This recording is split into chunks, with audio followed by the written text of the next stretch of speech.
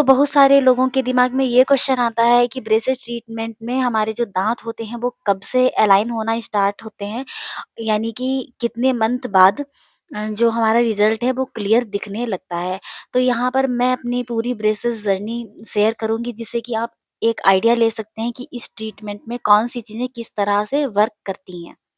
तो मैं आपको यहाँ पर बिल्कुल क्लियर बता दूँ कि हर किसी की जो ब्रेसेस जर्नी है, वो बिल्कुल डिफरेंट होती है और हर किसी का जो अलाइनमेंट है या टाइम ड्यूरेशन है रिज़ल्ट दिखने का, वो भी डिफरेंट हो सकता है। तो जैसा कि आप मेरी पिछली वीडियोज़ में देख चुके हैं कि मेरे जो ब्रेसेस हैं, वो 24 फरवरी 2024 को लगे थे, वो भी अपर टीथ में।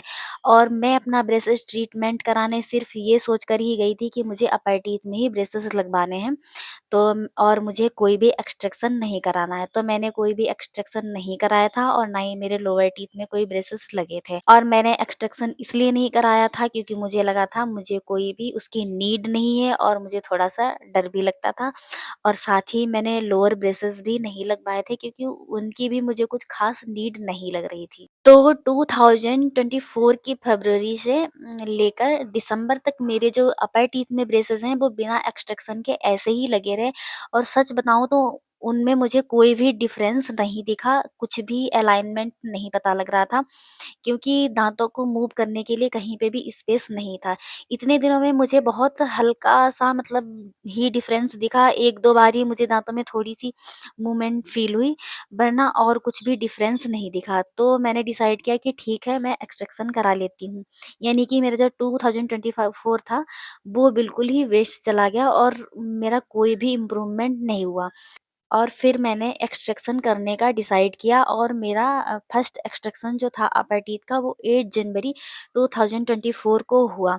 लेकिन आपका सिर्फ़ पहला एक्सट्रैक्शन होने के बाद ही आपको कोई भी रिज़ल्ट नहीं मालूम चलेगा क्योंकि जब तक कि आपका जो घाव है वो फ़िल नहीं हो जाएगा पूरी तरीके से, वो भर नहीं जाएगा तब तक कि वो आपके दाँतों में कोई भी टाइटनिंग नहीं करेंगे। तो एक्सट्रैक्शन के तुरंत बाद कोई भी टाइटनिंग नहीं होती है जब तक कि हमारे बोथ साइड के एक्सट्रैक्शन कंप्लीट ना हो जाएँ। तो फिर फर्स्ट एक्सट्रैक्शन के बाद उसके 20 दिन बाद ही मेरा सेकंड एक्सट्रैक्शन भी हो गया था और उसके 20 दिन बाद यानी कि दोनों तरफ के घाव पूरी तरह से भरने के बाद ही मेरी टाइटनिंग हुई। लेकिन अभी भी मुझे कोई भी क्लियर डिफरेंस नहीं पता लग रहा था क्योंकि इतनी जल्दी आपको रिज़ल्ट नहीं दिख और फिर सेकंड एक्सट्रैक्शन के 20 दिन बाद ही यानी कि 22 फरवरी 2025 को मेरा थर्ड एक्सट्रैक्शन भी हो चुका था, यानी कि लोअर टीथ में पहला दाँत निकाल दिया गया था।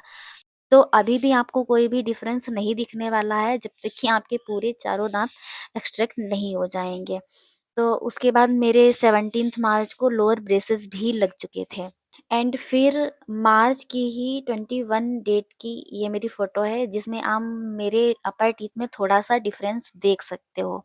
यानी कि एक्सट्रैक्शन के 3rd मंथ में ही आपको थोड़ा-सा रिज़ल्ट दिखना स्टार्ट हो जाता। तो मैं अपनी ब्रेसेस जर्नी को वहाँ से काउंट करना ठीक समझूँगी जहाँ से मेरा फर्स्ट एक्सट्रैक्शन हुआ क्योंकि उससे पहले का मेरा जो टाइम था वो सिर्फ़ वेस्ट ही गया है और वो काउंट करने का कोई मतलब ही नहीं है। एंड मार्च के बाद आते हैं अप्रैल में और अभी भी मेरे जो लोअर टीथ थे वो अलाइन होना स्टार्ट नहीं हुए थे क्योंकि अभी उसका जो 4th एक्सट्रैक्शन था यानी लोअर टीथ में जो सेकंड वाला था वो नहीं हुआ था।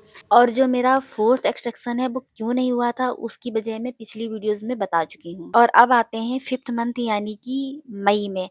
तो अब क्या था कि नीचे वाले जो दाँत थे उनमें भी गैप फिलिंग होना स्टार्ट हो गई थी और नीचे वाले दाँतों में भी अलाइनमेंट होना शुरू हो गया था क्योंकि मेरे जो दाँत थे ना नीचे वाले उनमें थोड़ी-सी क्राउडिंग थी लेकिन वो अब धीरे-धीरे सीधे हो रहे थे यानी कि अब प्रॉपर अपर और लोअर में अलाइनमेंट होना शुरू हो गया। और अब डायरेक्ट आते हैं 7th मंथ यानी कि जुलाई में जहाँ पर मेरा 4th एक्सट्रैक्शन हुआ था और जो अपर टीथ थे उनका गैप तो कंप्लीटली फिल हो चुका था, उनका काम लगभग पूरा हो चुका था, बहुत माइनर सा ही गैप रह गया था, बाकी सब लगभग कंप्लीट था। यानी कि अब आप नोटिस कर सकते हो कि जनवरी से लेकर जुलाई तक सारे गैप फिल होने में पूरे 7 मंथ लगे थे, बस थोड़ा-सा सेट होने बाकी थे, वो 8th मंथ तक कंप्लीट हो जाएगा। तो यानी कि कंप्लीट गैप फिल होने में पूरे 7 मंथ लग जाते हैं। एंड जुलाई के बाद अगस्त में जो मेरा लोअर टीथ का पहला गैप था, वो भी लगभग बिल्कुल भर चुका था, क्योंकि उन्होंने उस पर थोड़ा ज़्यादा काम किया था, इसलिए वो 1 मंथ में ही भर गया था। और फिर 9 मंथ यानी सितंबर में आप देख सकते हो कि मेरा जो अलाइनमेंट है वो बिल्कुल प्रॉपर होने लगा है और आपको रिजल्ट भी बिल्कुल क्लियर दिख रहा हो। एंड सितंबर के लास्ट तक आते-आते जो 4th एक्सट्रैक्शन का जो गैप था वो भी लगभग भरने लगा था, क्योंकि इन्होंने इस गैप पर थोड़ा ज़्यादा काम किया था। तो लोअर टीथ में जो पूरी इलास्टिक लगी होती है वो तो लगी ही थी, साथ-साथ इन्होंने मेरे जो कैनाइन और प्रीमोलर था उस पे भी एक डबल इलास्टिक लगा दी थी, ताकि ये थोड़ा जल्दी भर जाए। तो ये लगभग 1 मंथ में ही भरने लगा था। और अब आप अक्टूबर में देख सकते हो कि मेरे जो 3 गैप हैं वो बिल्कुल ही भर चुके हैं, उनमें कुछ भी नहीं बचा है।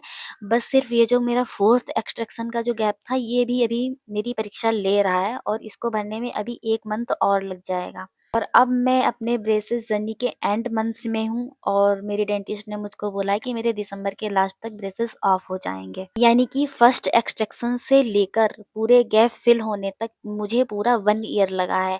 यानी कि जो नॉर्मल केस होते हैं उनमें 1 डेढ़ साल में ही सारा कुछ कंप्लीट हो जाता है और आपका अलाइनमेंट प्रॉपर हो जाता है। और जो गैप्स होते हैं उनको कंप्लीट फिल होने में लगभग 7 टू 8 मंथ लग जाते हैं। इस वीडियो से पहले भी मैं ब्रेसेस ट्रीटमेंट के ऊपर कई सारी वीडियोस बना चुकी हूँ और नेक्स्ट वीडियो में मैं अपने ब्रेसेस ट्रीटमेंट की cost, pain and full experience share करूँगी।